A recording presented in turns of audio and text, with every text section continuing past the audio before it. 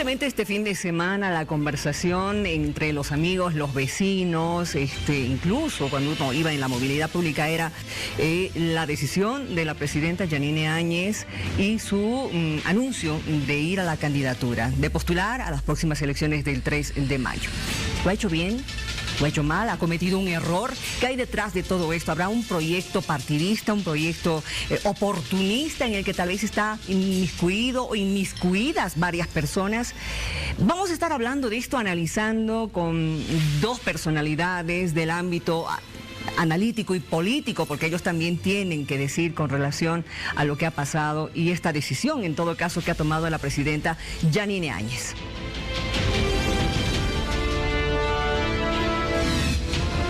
Octubre y noviembre del 2019 fueron días difíciles pero decisivos. Todo un país se unió en torno a la denuncia de fraude electoral que después derivó en la renuncia de Evo Morales luego de más de 13 años de gobierno. El liderazgo de este movimiento ciudadano lo comandó Luis Fernando Camacho, quien, con la advertencia de una carta, se convirtió en el principal protagonista. Que tiene 48 horas para renunciar. El 10 de noviembre fue clave para el ex cívico cruceño. Después de 10 años logró ingresar a Palacio Quemado con la Biblia y la tan anunciada carta, tal y como lo había anticipado. Y ese fue su mejor momento. No tumbamos gobierno, liberamos un pueblo en fe. Solo se llevó una Biblia a Palacio. Una Biblia y una carta de renuncia. La imagen de Camacho pasó a segundo plano cuando la senadora hasta ese momento Yanine Áñez asumió como presidente transitoria de Bolivia. Por sucesión se hizo cargo y comenzó otra etapa para el país. Porque eso es lo que quiere Bolivia. Vivir en paz, vivir en democracia, vivir en libertad. Nosotros apostamos por ello y nos arriesgamos a ello.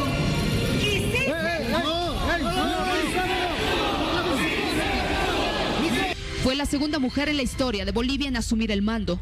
Su expresividad y emociones le llevaron a mostrarse ante el país como una mujer valiente, pero sensible a la vez. Sin embargo, no fue tarea fácil porque en ese momento el país estaba convulsionado. Poco a poco volvió la calma y Yanine Áñez ya podía gobernar acompañada de un equipo de ministros. A partir de ese momento, el Ejecutivo comenzó a tomar decisiones.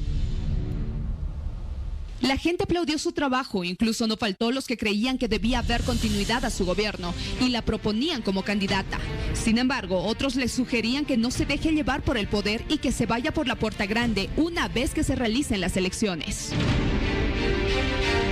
Hoy Yanine Áñez es potencial candidata, argumentando la falta de unidad de los actores políticos, lo que sería un riesgo y abriría la posibilidad de un retorno del MAS al poder. He tomado la decisión de presentarme como candidata para las elecciones nacionales.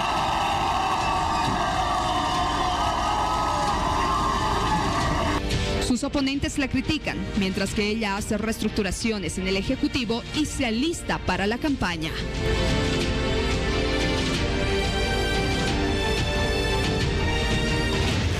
Detrás de la decisión de la presidenta Áñez hay que hablar también del gobernador Rubén Costas, quien en su momento, ya para resumir, ha señalado de que apoya la decisión de la presidenta. Y para eso, pues, nosotros como partido vamos a seguir y vamos a acompañar en esta decisión que hace la presidenta. Desde hace ya más de una década que la mujer en este siglo iba a tomar el sitial que le corresponde. Y eso es bueno para Bolivia, es bueno para el país y es bueno también para que tomemos conciencia todos los bolivianos de lo que estábamos todavía tan rezagados en este tema de género. Y durante más de un mes se ha tenido reuniones, acercamientos con todos los líderes y todos los partidos para buscar justamente esa candidatura de unidad. Y cuando no se puede hacer la unidad perfecta, pues ahí habrá que hacer la alianza adecuada y creo que eso es lo que han determinado. Ha llamado también la atención en pasadas horas la renuncia de la que ha sido ministra de Comunicación, la periodista Roxana Lizárraga, quien ha sido muy clara cuando ha señalado de que la presidenta está siendo utilizada por un grupo de políticos. Si hoy desde el Palacio un grupo de políticos tradicionales traicionan las expectativas del pueblo y urden un proyecto oportunista para gozar del poder, como lo hizo el masismo, presidenta, le digo que ahora estamos en dos líneas diferentes. Yo me vuelvo a las plataformas, me vuelvo a la lucha de los ciudadanos. Pero continúan las repercusiones y a través de la red social Twitter hay los siguientes comentarios y también posturas. Atención, por favor. Por ejemplo, Evo Morales ha señalado: la autoproclamada presidenta Áñez dijo a la comunidad internacional que no dio golpe de Estado en Bolivia, que dirigía un gobierno de transición, y sin embargo su candidatura para las elecciones muestra que su único afán al arrebatar el poder fue rifar nuestros recursos estratégicos. Y en la cuenta de Tuto Quiroga señala: ante la polémica suscitada por la postulación de la presidenta Áñez, aquí mi posición y propuesta: anulemos la reelección presidencial para siempre. Y ahí se ve el documento, es algo que él había estado postulando hace ya varias semanas. También vemos este tuit: gobierno de transición en campaña dañará nuestra credibilidad internacional, pondrá bajo sospecha al órgano electoral, afectará estabilidad económica y ayudará al MAS a justificar sus prácticas continuistas y abusivas. Anulemos reelección presidencial. Otro tuit en la cuenta de Luis Revilla, el alcalde de La Paz: la presidenta está en todo su derecho a ser candidata. No hay impedimento legal que impida que Yanine Áñez se presente como candidata el 3 de mayo. La legalidad, sumado al gran trabajo que ha hecho en pocos meses, legitima su participación democrática respetando la ley.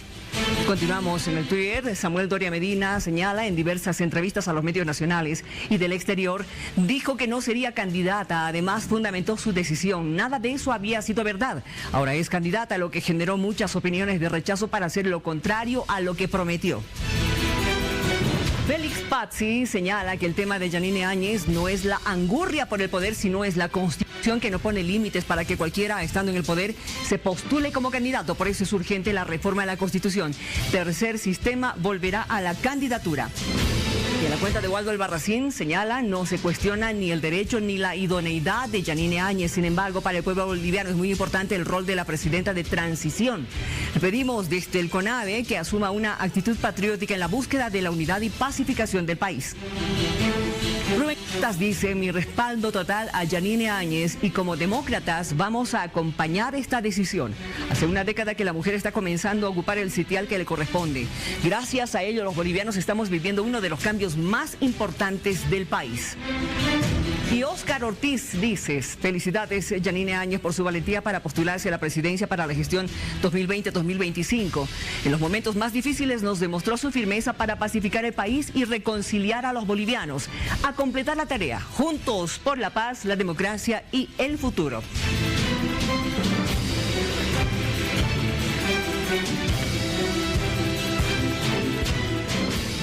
Ahí están esas las posturas y también evidentemente los comentarios de varios políticos que han estado dando su parecer, sus opiniones con relación a la postulación de la presidenta Yanine Áñez. ¿Cuál es el criterio de las personas en la calle? ¿Qué es lo que dice el ciudadano de a pie? Aquellos que han conformado el movimiento de las pititas, por ejemplo, que han estado en las barricadas día tras día, en las madrugadas, evitando cualquier ataque.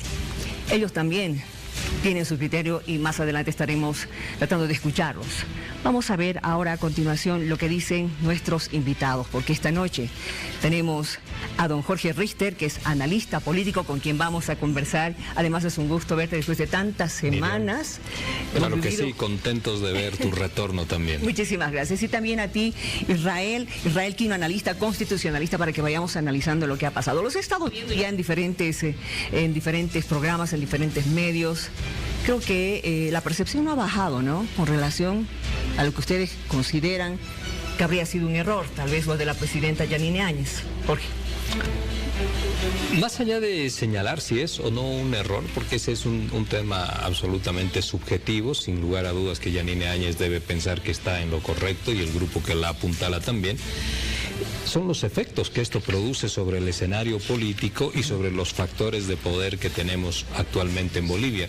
Y el efecto de la decisión de Yanine Áñez es absolutamente transversal en un sentido de deformación de los principales elementos que nos podían posibilitar encontrar una pacificación. En el inicio de la nota podíamos ver las imágenes que llevaron al país a este conflicto durante el mes de octubre y durante el mes de noviembre. Y en esas imágenes hemos visto que posteriormente a los resultados de la renuncia de Evo Morales, la asunción de la señora Áñez, teníamos enfrentados dos grandes sectores sociales. Y este era uno de los mayores problemas, resolver, pacificar en el país a estos dos sectores para que puedan encontrarse, dialogar y tener una coexistencia con niveles de tensión mínimos.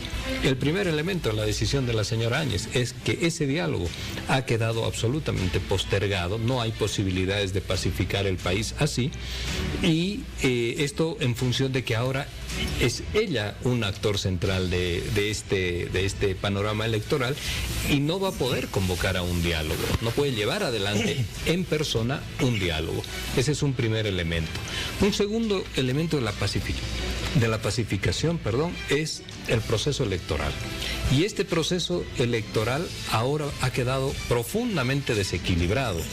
No tiene la debida transparencia, equilibrio, equidad, porque la señora Áñez dispone de todos los factores de poder a su beneficio. El Estado controla el órgano electoral, controla el Tribunal Constitucional, controla las Fuerzas Armadas, controla la policía, y estas dos últimas se movilizan y han logrado aplacar a los movimientos sociales, controla la logística que te permite el Estado y los recursos económicos. Y esto te desequilibra el panorama electoral y en definitiva ya no la tenemos a ella en el rol que debía. Es decir, la etapa de transición ha concluido y ahora hemos iniciado, estamos en presencia de un gobierno hegemónico, conservador, de corto plazo y vinculado a poderes externos. Ahora bien, hace algunos meses decía Jerjes Justiniano, cuando se estaba yendo, de que la presidenta Áñez tenía una aspiración política, y la presidenta Neveses dijo, en varias ocasiones dijo que no, que ella no iba a postularse por ningún motivo. Ahora la tenemos como candidata. Miriam, de las 5 alianzas inscritas hasta el día viernes, algo nos queda claro a los bolivianos, que los políticos no tienen palabra, incluido el otrora expresidente.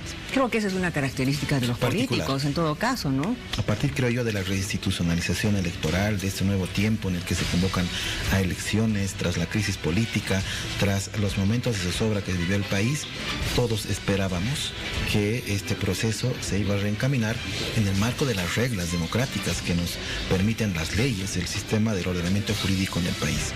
Pero a partir de esto también hay que coincidir que la presidenta en transición, Miriam, tiene absolutamente todo el derecho de participar en cualquier proceso eleccionario, sean elecciones generales o subnacionales. La cuestión está si es que está habilitada legal y constitucionalmente.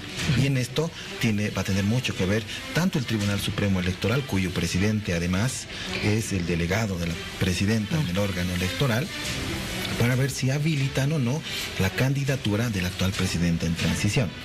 De habilitarse esa candidatura, es probable, por lo que anuncian los otros frentes políticos, van a impugnar esa decisión de sala plena. Pero a ver, ¿qué dice la Constitución con relación a esto? Porque la presidenta no ha sido elegida constitucionalmente, ¿sí? No ha sido elegida por voto. Así es.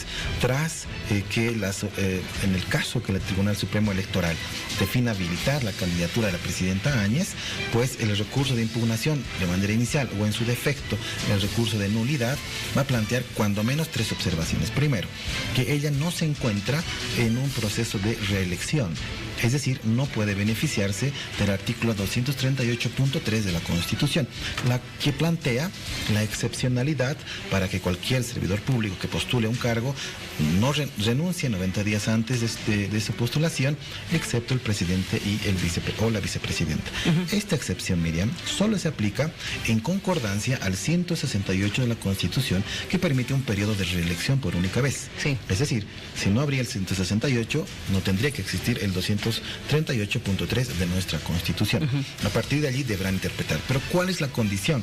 Y eso también hay que decirlo, la actual presidenta no tiene todas las prerrogativas constitucionales como otro presidente que sea electo democrática y constitucionalmente. Por ejemplo, no puede designar embajadores porque necesita el legislativo, no puede crear impuestos porque también necesita el legislativo. Entonces no tiene todas las prerrogativas constitucionales. Ahora, ¿quién es presidente en el país? Y la Constitución lo dice claramente. Es presidente quien gana las elecciones, pero mediante sufragio, mediante voto secreto, directo, ¿no? Esa es la forma en que el pueblo elige al gobernante. Por lo que tú dices, se viene un problema muy grave para el Tribunal Supremo Electoral. Nuevamente, inicialmente el Tribunal Supremo Electoral de habilitarla. Sí. Los frentes que impugnen esa decisión le pasan la pelotita, por decirlo así, al Tribunal Constitucional, y nuevamente será el Tribunal Constitucional un nuevo protagonista del restablecimiento o no del orden constitucional en el país. Allí va a radicar la decisión que interprete si es que la actual presidenta está habilitada o no está habilitada y que pueda participar en esta carrera electoral. Y al margen de aquello, la legalidad o legitimidad en todo caso, ¿no es cierto?, de ese proceso, tomando en cuenta lo que tú señalaste, ¿no? Tenemos a un Salvador Romero que ha sido designado justamente por la presidenta, y no solamente de Salvador, los otros delegados departamentales, exactamente, ¿no es cierto? Eso por un lado, y por otro lado, se ha dicho de que con la decisión la presidenta Áñez ha pateado el tablero, pero que también estaría cometiendo un error porque en vez de llamar a la unidad estaría dispersando aún más el voto. La dispersión del voto, eso afecta a un sector que está en el escenario político del centro hacia la derecha. Es la preocupación para... Del centro a la derecha, ¿estás de acuerdo tú? Y esa es la preocupación para ellos. El elemento importante sobre la base de lo que señala Israel es que ahora esto se va a ir a dirimir en el Tribunal Constitucional y las presiones políticas van a direccionarse hacia esta institución. Desde hace un tiempo a esta parte, el Tribunal Constitucional está empezando a dirimir respecto de las posibilidades de quién gobierna en Bolivia y de quién puede postularse a la presidencia. Está empezando, si lo podemos llamar de alguna manera, a gobernar también en Bolivia. Ese es un daño enorme, porque el Tribunal Constitucional tiene otra finalidad constitucional de vigilante de la constitucionalidad de nuestras leyes. En ese marco de cosas, ¿qué es lo que se puede percibir? Que este es un proyecto político hegemónico, Miriam, y ese proyecto político hegemónico tiene unos elementos que son fundamentales. Ahora, entre estos elementos vamos a ver cómo reacciona el Tribunal Constitucional, pero no se da un paso como el que se ha dado sin tener la certeza y la certidumbre interna de ellos de que sus operadores políticos van a lograr un fallo o una sentencia, en este caso una resolución favorable. Y esto está haciéndole un daño terrible, profundo, solamente a uno de los elementos de la pacificación, que es el proceso electoral. ¿Tú me estás señalando de que ya está todo cocinado? Yo te estoy señalando algo que ya habíamos hablado acá durante mucho tiempo. Todos estos elementos, ahora analizados, estructurados y conectados unos con los otros, señalan lo que el señor Carlos Mesa acaba de decir, lo que Jaime Paz Zamora acaba de decir, lo que intelectuales como Fernando Mayorga han señalado, lo que activistas como María Galindo, Julieta Paredes han señalado, de que en Bolivia lo que se había guionizado con anticipación era un golpe de Estado. Todos estos elementos debidamente articulados te señalan que hubo una intencionalidad de retirar a Evo Morales del poder por una vía que no era la constitucional. Y a partir de ahí hubo una intencionalidad clara de tomar los distintos órganos de poder del Estado, el poder electoral, el poder judicial, el Tribunal Constitucional, repito, la policía, las Fuerzas Armadas. Tienes todo bajo tu control en este momento. Con ello vas a unas elecciones, no puedes esperar que quien estaba llamada a ser un actor equidistante y objetivo del poder político para poder administrar este proceso tenga hoy día esa ecuanimidad y esa equidistancia. Va a tener todo, absolutamente todo, a su servicio, incluso la presión para atemorizar, perseguir, judicializar, etcétera, y desequilibrar la elección. ¿Qué problema de las imágenes que teníamos acá que expresan la problemática de Bolivia, qué problema de esos vamos a solucionar con esta elección? Va a ser un trámite administrativo político, pero solamente buscando la permanencia de este proyecto político en el poder, la consolidación, su sedimentación en el poder. En consecuencia, esas elecciones, ese proceso electoral va a quedar señalado y sospechado, como dice el presidente Mujica. No tengo pruebas, pero sospecho.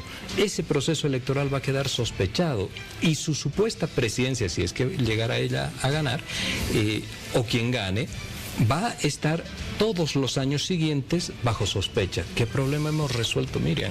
Si lo que teníamos que lograr era que los bolivianos concertáramos una agenda en pacificación y podamos empezar a avanzar en perspectiva. Estamos haciendo lo que tanto se ha criticado. Es decir, hay un refrán por ahí que dice, se han convertido en aquello que dijeron...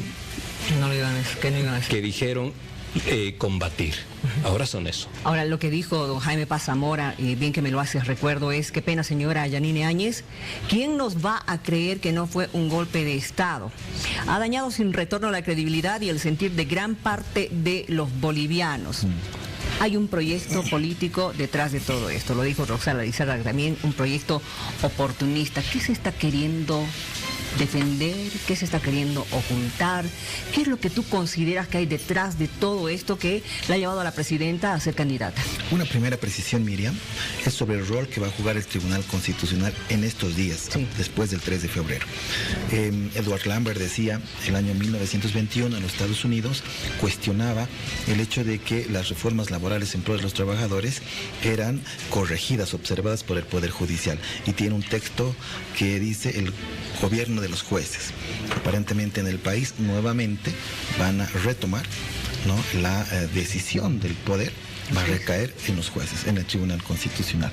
Pero hay que tomar en cuenta dos precedentes, Miriam. Primero, hay todavía la sentencia constitucional 084 quebrada 2017 que permite la reelección presidencial. Pero además, ojo, la 084 está siendo objeto de un proceso penal contra los extribunos, ¿no? Ya se ha admitido la denuncia penal y los están citando a declarar por resoluciones contrarias a la ley y la Constitución, que es un delito ordinario. Existe el anterior Tribunal Constitucional. La sentencia 032 del año 2019, también del actual Tribunal Constitucional, dice e interpreta el artículo 238 del punto 3 de la Constitución y dice que la excepción no solamente se aplica para presidente y vicepresidente, sino además se aplica para todos los cargos electivos, diputados, senadores, asambleístas, es decir, va en contra del texto de la Constitución que plantea una excepción. Lo mismo que la 084, dice una sola vez de reelección, pero el Tribunal Constitucional dijo que puede ser, que es un derecho humano y que pueden continuar en este proceso. Entonces, con el presidente del proceso penal, habrá que, a partir de ahora, cuestionarse qué va a definir el Tribunal Constitucional, si modula ambas sentencias y corrige esos errores. En dogmática constitucional, modular una sentencia significa que las inobservancias las reencaminen al espíritu de la Constitución. Y esto es, seguramente, al momento de que conozcan si la presidenta, confirmando su candidatura, se habilita de parte del Tribunal Supremo Electoral y se plantea un recurso de nulidad, interpretar si el Tribunal Supremo Electoral estuvo dentro del marco de sus competencias al habilitarla. En términos políticos, Miriam, estos anuncios, estos panoramas, este ajedrez político que de a poco se va formando, nos permite, cuando menos, ¿no?, tener una idea clara, ¿no?, a partir de la dispersión o no del voto, que todavía, ¿no?, existe un voto fiel, un voto duro del movimiento al socialismo que se lo va a conservar en las siguientes elecciones, y el resto se va a generar cuando menos una dispersión bastante particular en esa papeleta multicolor el próximo 3 de mayo. Muy bien, ya para ir cerrando, tengo 30 segunditos para cada uno. Aquí no hay una posición machista en contra de la presidenta. No, para nada, absoluto. Para nada. Ella puede postularse, pero quizás este no es el momento. Mira, ¿Cuál es la recomendación que le darían a ella? ya lo he señalado el día de hoy, precisamente. Tiene todo el derecho de postularse. Todo el derecho, como boliviana, como política, como interesada, como un actor central en la acción política de este país, tiene todo el derecho de postularse. No puede, eso sí, desequilibrar el proceso electoral para favorecerse de manera alarmante como lo va a hacer ahora. En ese sentido, la opción es que ella renuncie y que se habilite candidata y sea una más de las candidaturas que se presentan al país, sin privilegios, sin el apoyo del Estado, sin la fuerza del Estado, y que se produzca una sucesión constitucional. Esto de pronto señala nuevamente una crisis porque van a haber sectores que dicen ahí está la señora Eva Copa.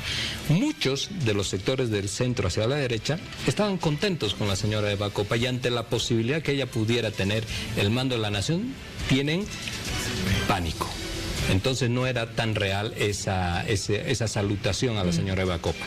Pero entre estos dos escenarios de crisis, avancemos a salvar el proceso electoral. La señora Eva Copa es el ala pacífica del movimiento al socialismo. Avancemos a llevar un proceso electoral creíble, porque si no el daño va a ser en los próximos años. Entonces, que renuncie, que se ponga en la misma condición de todos los candidatos a la presidencia y que compita, y que sean los bolivianos quienes decidan. Exactamente. ¿Tú cuál recomendación das para la presidenta? La presidenta Áñez ha estado a la altura de los desafíos políticos que el país ha requerido. Ha cumplido el mandato de convocar un proceso eleccionario, pero entiendo que debe finalizarlo hasta la transmisión del mando presidencial. Esos son los objetivos.